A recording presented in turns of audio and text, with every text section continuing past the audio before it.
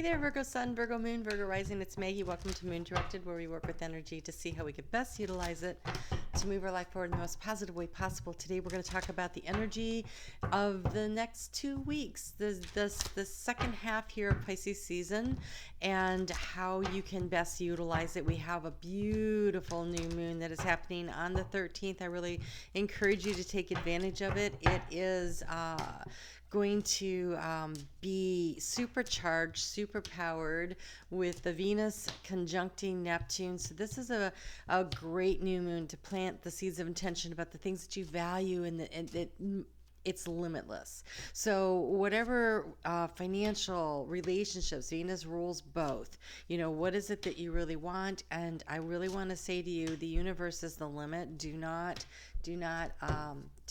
think small. Go for it. Go for the happiness. You have the happiness card for your overall energy. You have the flowers. All right, so let's go ahead and get into the cards and see what they have to say. And if you've never been here before, thank you so much. Welcome to you.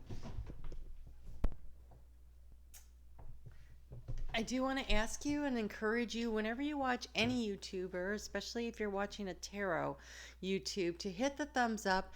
You exchange energy that way, especially like leaving a comment or whatever. You exchange energy, and you're more likely to find readings that resonate for you. So, go ahead and hit that thumbs up, and let's go ahead and get started. So this is past, present, future, thoughts, feelings, actions. I assigned Lenormand house values to each of them to give us another layer of information. And so the key to the situation here in the heart space is you're at a crossroads. Woo! I want you to look at this one though. It says crossroads, but there's really only one path. And the path leads to what looks to me to be the tree of life, that place on the hill. And look, it's a golden path. And so I think in your heart space, you're trying maybe to figure out, what is the golden path that leads me to where it is that I most want to go, that leads me to the happiness, to the joy. So listening to your intuition is going to be highly advised. I can tell you this already. All right. I always advise that, but I feel like when the key to the situation is that you're at a crossroads and it's in the heart position of the current, that little voice inside your head becomes increasingly more important. So in the recent past, you have been doing a lot of thinking, a lot of research about something that feels like a burden.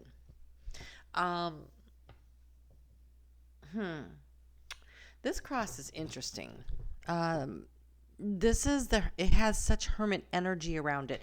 If you notice this guy right here, he is holding a candle, and it really makes me feel like it's the hermit energy. And the hermit, of course, is your tarot card in the major arcana. And so I feel like you've been trying to connect to spirit, trying to figure out things. I think that's excellent. Super. Oh, look at this. How do you transform this situation? We have the sun. So this is a very positive transformation, but I just heard optimism. So staying optimistic about the transformation, focusing on what brings you joy and happiness. Okay, the sun is the solar plexus energy. It is the creativity.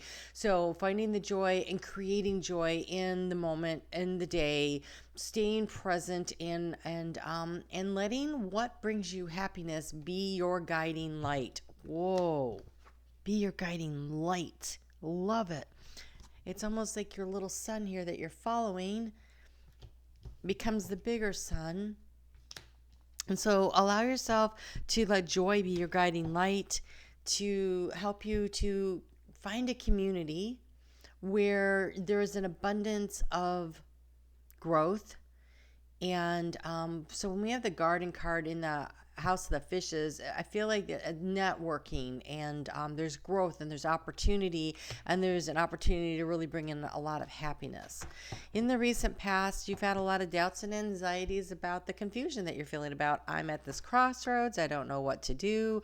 I think that if you're going to have a card in the area of doubts and confusion, I think having the clouds there makes the most sense, because clearly, just having some doubts, having some concerns, having some anxieties about which way to go just seems normal and rational. And wow. In the heart space, you have a commitment coming. Woo! Now, does that mean that you're committing to a relationship? It could. A romantic relationship, I should say. But it could also be you know, choosing a job in a new community that allows you to, that you're committing to this change. It is a commitment in the heart space. I'm committing to this job. I'm committing to this group. I'm committing to this project. I'm committing. So it could totally be a creative project that you are committing to. So it's in the heart space, and it's something that will bring you happiness and growth when you make the decision to commit to it in your heart, not be on the fence, but both feet in.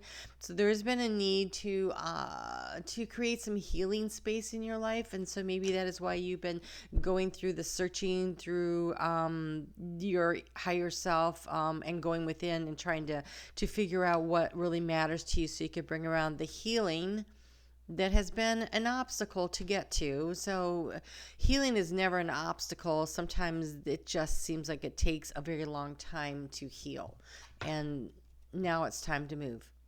Moving out the ship in the area of the rider. The ship and the rider means this is a big move. It is a big change. It is not a small change. It is a big change, a big transformative change. So it is definitely changing jobs, starting a business, starting a new relationship, getting down on the knee and asking someone to marry you, deciding to have a baby. It is something that is major. It is creative. It is a lot of work, and it requires a commitment. Once you decide to do this, and remember, we're trying to do what brings in the happiness, right? Once you decide to do this, there is going to be a commitment in the heart space that is going to be required. You have the bear moving forward. Okay, so some of you, you're definitely committing to maybe trying to create a family. There are multiple bears in this one. There's actually 3, and there's the mother bear with the cub energy there. This is also spirit that's guiding you and protecting you. This is also financial security, because this is where you anchor in. This is where literally where the ship puts down its anchor is here, in the sense of security and well-being and community and support. And so whatever it is, this decision that you're making, there is going to be this commitment in your heart space leads to a sense of real security and support by spirit and by those around you. Even if that, so you take a new job, you feel secure in the hierarchy there, that they've got your back. Like, this is that kind of energy. So that's really beautiful. Really liking this for you. All right, Virgo, let's just get you a little more guidance here. But I mean, that just looks super amazing. So much potential. And so it's creative. Focusing on the joy is going to help you to create this. Oh, wow. Okay, you have cards I've not seen before. I always love this. You have, oh, I love this. Okay, so here, you got the light out in front of you and you're shining your way forward, and it says here, the shining star glow. I no longer dim my light. I shine bright for all to see. So this is again the sun. Okay, this is the sun. How you transform this is you shine your light. You don't take a back seat. You step up and you say, I'm really good at this, that, or the other thing. Like if you're going for a promotion, if you're trying to interview for a new position, if you're looking for a school to attend, don't play it small. Be proud and not boastful, but not false pride. This is proud of what you've actually accomplished and what you know to be true about your abilities to be organized, to be attentive, to pay attention to the details, to actually nurture and manifest and create something from just a kernel of an idea. You have the ability, Virgo, to nurture and grow abundance. And so that's your strength. So be willing to step in there and say, hey, look, this is the stuff I'm good at. Oh my gosh, and this is Sacred Orchard. It says co-create. My abundance mindset attracts endless blessings. So nurture and grow, shine, really step into your superpower of being able to nurture through paying attention to details, by knowing, okay, so this needs to be cut back a little so that this has room to grow. And over here, we just need to fertilize this idea, this thought, this whatever a little bit more.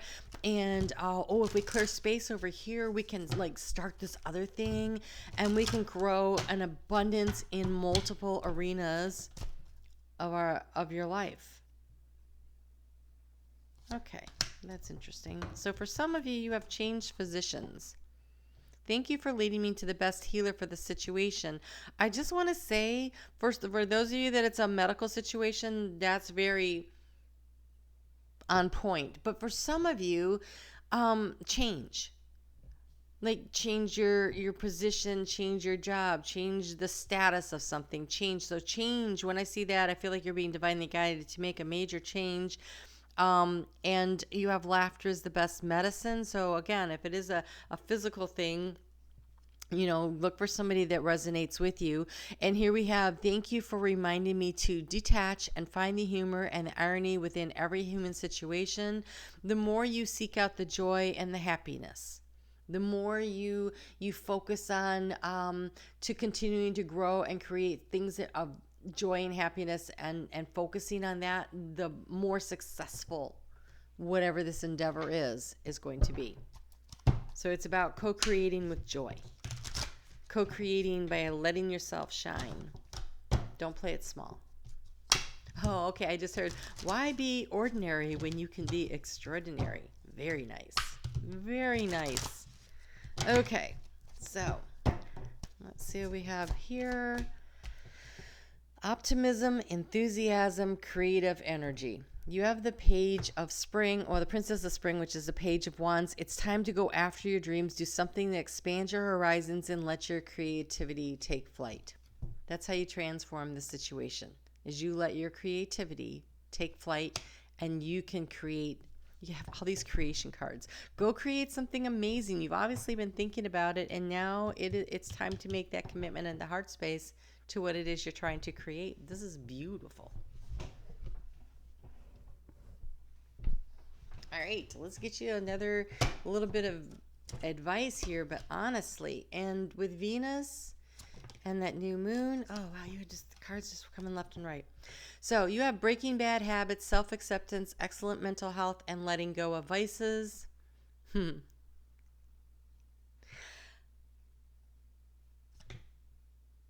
Okay, letting go of self-criticism is what I heard. So be optimistic, be excited. Don't be so hard on yourself.